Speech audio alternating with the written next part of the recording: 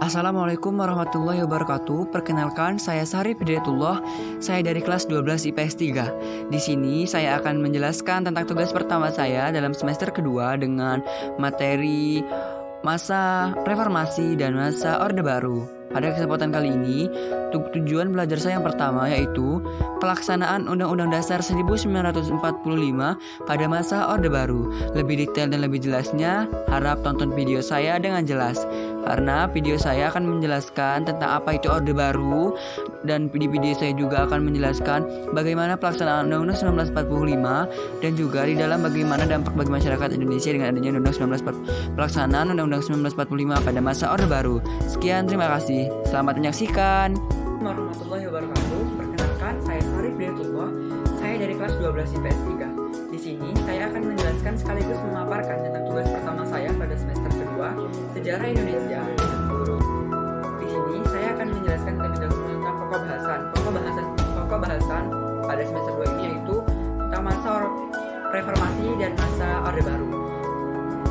Sumber belajar buku paket dan internet, tujuan belajar, pelaksanaan Undang-Undang 1945 pada masa Orde Baru.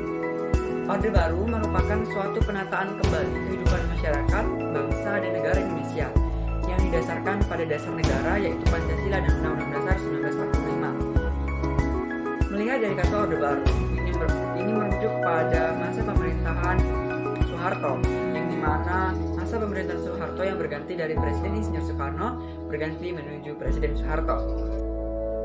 Pada 29 Agustus 1945, pengesahan Undang-Undang Dasar 1945 dikukuhkan oleh Komite Nasional Indonesia Pusat atau KNIP, naskah rancangan Undang-Undang 1945 yang disusun pada masa sidang kedua Badan Pendidikan Usaha Persiapan Kemerdekaan atau BPUPKI. Masa sidang kedua ini pada tanggal 10 sampai 17 Juli 1945, pada 18 Agustus 1945 itu PPKI yang mengesahkan Undang-Undang 1945 yang sebagai dasar Undang-Undang Dasar Republik Indonesia. Periode Undang-Undang 1945 pada masa Orde Baru terjadi pada 11 Maret 1966 sampai 21 Mei 1998. Pada masa Orde Baru yang terjadi pada tahun 1966 sampai 1998, itu pemerintah menyatakan akan menjalankan Undang-Undang 1945 dan Pancasila secara murni dan konsekuen.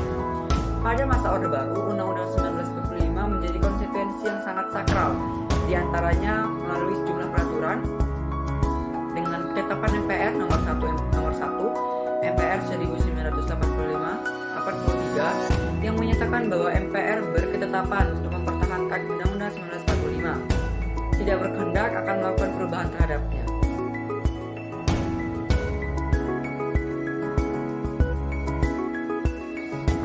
Ini merupakan gambaran ketiga masa Orde Baru dan penerapan Undang-Undang Dasar 1945. Pada saat ini, banyak sekali tantangan demi rintangan yang terjadi dengan adanya pelaksanaan masa Orde Baru. Seperti yang setelah saya jelaskan tadi, yang dimana masa Orde Baru ini berdasarkan atas asas kerakyatan. Namun pada kenyataannya di sini semua berdasarkan akan peraturan dan sesuai dengan aturan yang telah dilakukan oleh presiden, yang dimana kekuasaan dipegang tertinggi oleh presiden pada saat itu, dan tentunya banyak perdebatan.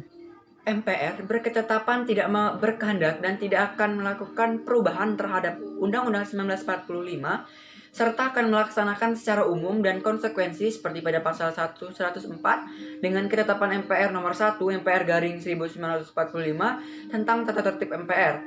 Hal ini yang bertentangan dengan pasal 3 Undang-Undang 1945 yang memberikan kewenangan kepada MPR untuk menetapkan Undang-Undang 1945 dengan GBHN serta pasal 37 yang memberikan kewenangan kepada MPR untuk mengubah Undang-Undang 1945.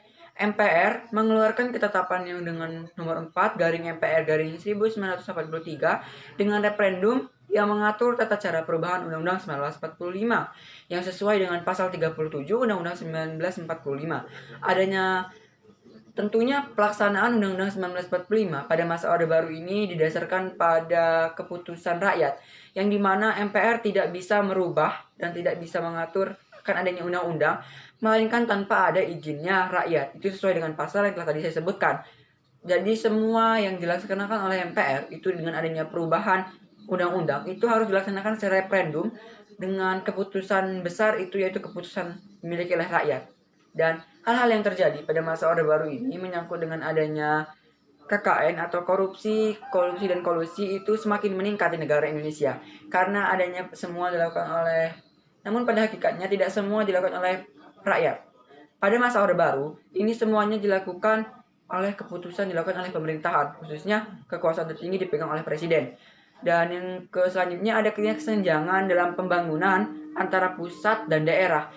Dalam arti kesenjangan dalam pusat dan daerah ini, pemerintah lebih memayoritaskan pembangunan di ibu kota atau di daerah-daerah kota besar dibanding daerah-daerah pelosok.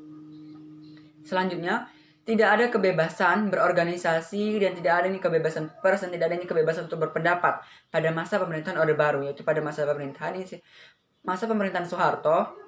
Adanya batasan-batasan di mana masyarakat tidak bisa melakukan tindakan-tindakan semaunya, melainkan semua sudah diatur dalam ketetapan MPR yang berdasarkan referendum. Dan selanjutnya tidak ada kebebasan di dalam dan pemilu tidak berazaskan luber dan jurdil. Artinya, pemilu pada masa Orde Baru itu tidak berdasarkan dengan ketetapan Undang-Undang 1945. Dalam arti semua tidak dipaparkan secara jelas dan detail, tidak dilangsungkan secara langsung, umum, bebas dan jujur, melainkan semuanya dilakukan dengan tidak dengan jujur dan adil. Dalam arti semua kekuasaan dipegang tertinggi oleh pada pemerintahan, itu pada masa presiden. Yang selanjutnya, terlalu birokrasi dalam pemerintahan dengan didasarkan pada prinsip ABS, asal Bapak senang. Dalam arti pada masa pemerintahan Soeharto itu kekuasaan tertinggi dipegang oleh Soeharto, yang dimana semua kelola pemerintahan itu harus atas keputusan dari Presiden Soeharto sesuai dengan dikutip ABS, yaitu asal Bapak senang, yang menjuluk surat kabar yang menjelaskan tentang semua keputusan itu didasarkan pada Presiden Soeharto. Dan selanjutnya terjadi kesenjangan sosial antara masyarakat pendatang dan masyarakat penduduk. Dan adanya peningkatan transmigrasi yang dilakukan oleh masa Orde Baru. Jadi pada masa Orde Baru ini pemerintahan itu didasarkan kepada rakyat. Namun yang sebenarnya terjadi, pemerintahan itu dipegang besar-besar dipegang oleh pada masa pemerintahan atau dipegang oleh presiden dan tidak berdasarkan kepada undang-undang. Namun ini artinya membelakangi pasal 3 Undang-Undang 1945 yang memberikan kewenangan kepada MPR untuk memutuskan undang-undang dengan berdasarkan referendum rakyat. Sehingga dengan adanya pada masa Orde Lama dan Orde Baru itu ada perbedaan yang mencolok. Perbedaan yang diantaranya adalah tidak adanya kebebasan masyarakat untuk mengkritik pemerintahan, melainkan semuanya dibatasi. Tentunya Undang-Undang 1945 ini dipegang dan dijalani sesuai dengan presiden, tidak berdasarkan dengan ketetapan MPR yang dimana MPR bisa merubah dan mengelola Undang-Undang 1945, melainkan itu harus atas dari referendum masyarakat dan harus ada kesepakatan dan persetujuan dari Presiden Soeharto. Jadi adanya tindakan yang dimana pada masa Orde Lama itu lebih mengedepankan dengan adanya asas Pancasila dan asas undang-undang, itu terlihat masyarakat bebas untuk mengkritik. Namun pada masa Orde Baru ini adanya batasan-batasan untuk mengkritik yang dimana semua itu didasarkan pada Presiden Soeharto. Dan ini bukti data dari sumber terpercaya yaitu sumber Brandly yang menyatakan bahwa banyak terjadinya penyimpangan-penyimpangan pada masa Orde Baru lama yang menentang dengan sesuai Undang-Undang Dasar 1945. Sehingga kesimpulan yang bisa saya ambil adanya banyaknya penentangan undang-undang yang tidak berdasarkan Undang-Undang 1945, sehingga pelaksanaan undang-undang tidak berdasarkan undang-undang, melainkan banyak penentangan yang terjadi pada undang-undang pada masa Orde Baru.